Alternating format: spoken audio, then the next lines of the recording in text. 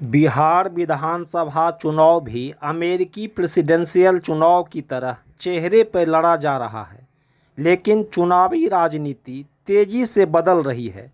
चेहरे के पीछे कौन है, जानने का टाइम नहीं है।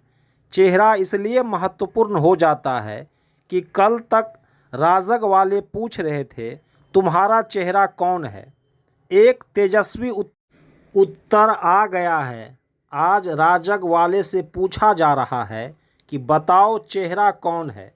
नीतीश जी के चेहरे पर चुनाव लड़ेंगे, पर चुनाव के बाद का चेहरा अभी पर्दे में है। भाजपा स्थानीय चेहरों पर मोदी जी का चेहरा लगाकर लड़ लेती है। पहले कहते थे एक चेहरे पे कई चेहरे लगा लेते हैं लोग, अब कई चेहरों पर एक चेहरा लगा लेते हैं।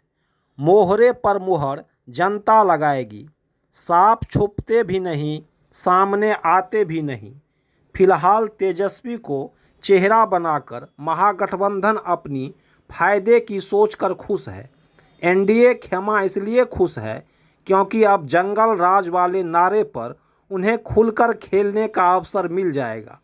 लेकिन तेजस्वी और राजद जवाब दे सकते हैं कि बरसों पुराना इस नारे का अब कोई मतलब नहीं रह गया है। पीढ़ी बदल चुकी है, रूढ़ी भी निश्चित रूप से बदलेगी। दूसरी तरफ एनडीए को अपना चेहरा घोषित करने के दबाव के बीच पीएम मोदी और गृह मंत्री अमित शाह कह चुके हैं कि बिहार विधानसभा का चुनाव तो नीतीश कुमार के नेतृत्व में लड़ा जाएगा, लेकिन अमित शाह ने स्पष्ट कहा है मुख्यमंत्री का चेहरा चुनाव बाद विधायक दल के नेता के आधार पर होगा। यानी अभी नीतीश कुमार मुख्यमंत्री का फेस नहीं है।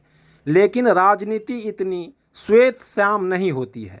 बिहार में अभी भी नीतीश कुमार के प्रति एक खास सहानुभूति और नीतीश कुमार का स्वभाव। एनडीए को मजबूरी में ही सही अपना स्टैंड बदलना पड़ रहा है। एनडीए का माथा ठनका भाजपा के लिए दुखती नस और मजबूरी है नीतीश कुमार, इसलिए इग्नोर नहीं कर सकते।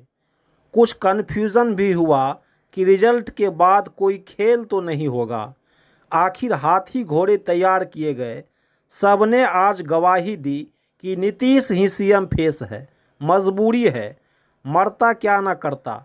एनडीए को कहना पड़ा अब की बार नीतीश कुमार। आखिर कहने में क्या बुराई है।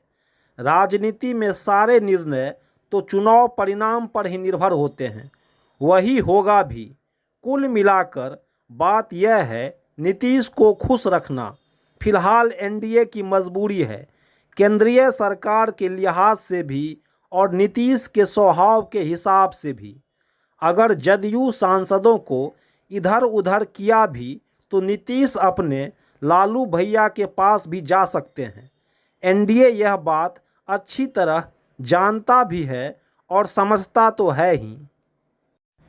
इस सब के बीच सबसे बड़ा सवाल नीतीश कुमार के स्वास्थ्य को लेकर है। लंबे समय से नीतीश कुमार के स्वास्थ्य पर सवाल उठ रहे हैं, लेकिन इसका कोई ठोस जवाब ना कभी नीतीश कुमार ने दिया है और ना ही उनकी पार्टी ने। फिलहाल एक पुरानी वीडियो देखिए जिसमें एक कार्यक्रम में राष्ट्रगान के दौरान नीतीश कुमार पूरी तरह असामान्य व्यवहार कर रहे हैं।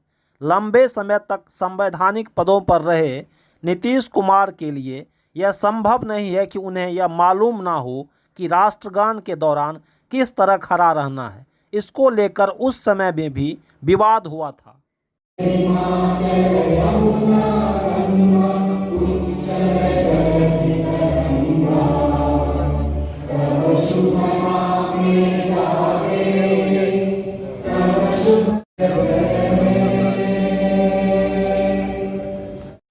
नीतीश कुमार की छवि एक बेहद गंभीर, शालीन और संयमित नेता की रही है। उनके बारे में कहा जाता है यदि एक हाथ काम करता तो दूसरे हाथ को पता भी नहीं चलता। इसी परिप्रेक्ष्य में लालू यादव ने कभी कहा था नीतीश कुमार के पेट में दांत है। बेहद गंभीर छवि वाले नीतीश कुमार का विगत दिनों सार्वजनिक मंचों पर असामान्य व्यवहार देखा गया जो कि उनके व्यक्तित्व से मेल नहीं खाता है। विधानसभा में परिवार नियोजन को लेकर दिया गया उनका बयान या फिर विधान परिषद में राबड़ी देवी के साथ बहस की भाषा हो, यह भविष्यवाणी की दुनिया कुछ दिन में खत्म हो जाएगी। स्टेज पर किसी मंत्री को डांटकर स्कूली शिक्षक की तरह खड़ा होने के लिए कहना या फिर प्रधानमंत्री मोदी का पांव छूना, हाथ जोड़े प्रणाम की मुद्रा में मंच पर बैठना, महिला कार्यकर्ता को माला पहनाना या फिर लगभग हर सभा में यह बात दोहराना कि गलती से इधर उधर चले गए थे, अब कहीं नहीं जाएंगे, एनडीए में ही रहेंगे। यह सब बात नीतीश कुमार के स्वास्थ्य से और स्वभाव से एकदम विपरीत है।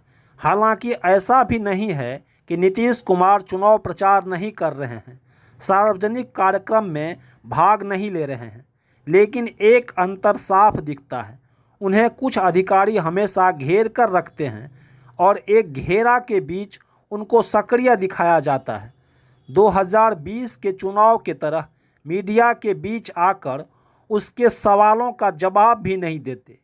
यहाँ तक कि सार्वजनिक सभा में उनके ही पार्टी के नेता असहज दिखते हैं कि मुख्यमंत्री कुछ ऐसा वैसा न कर बैठे। वैसे नीतीश कुमार 78 वर्ष के हैं और उम्र के लिहाज से स्वास्थ्य बिगड़ना कोई असामान्य बात नहीं है, लेकिन बिहार के जनता को अपने मुख्यमंत्री के स्वास्थ्य की जानकारी पाने का पूरा अधिकार है। आखिर क्यों नहीं मुख्यमंत्री का स्वास्थ्य बुलेटिन जारी किया जाता है?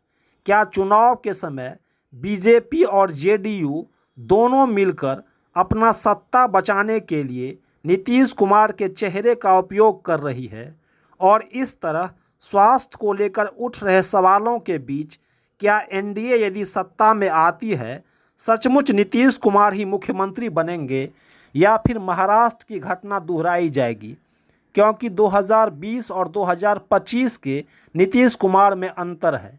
चुनावी दांव पेच के बीच एनडीए के बहुमत में आने के बाद भी नीतीश कुमार का स्वास्थ्य उनके फिर से मुख्यमंत्री बनने में रुकावट बन सकती है। आगे आगे देखिए होता है क्या।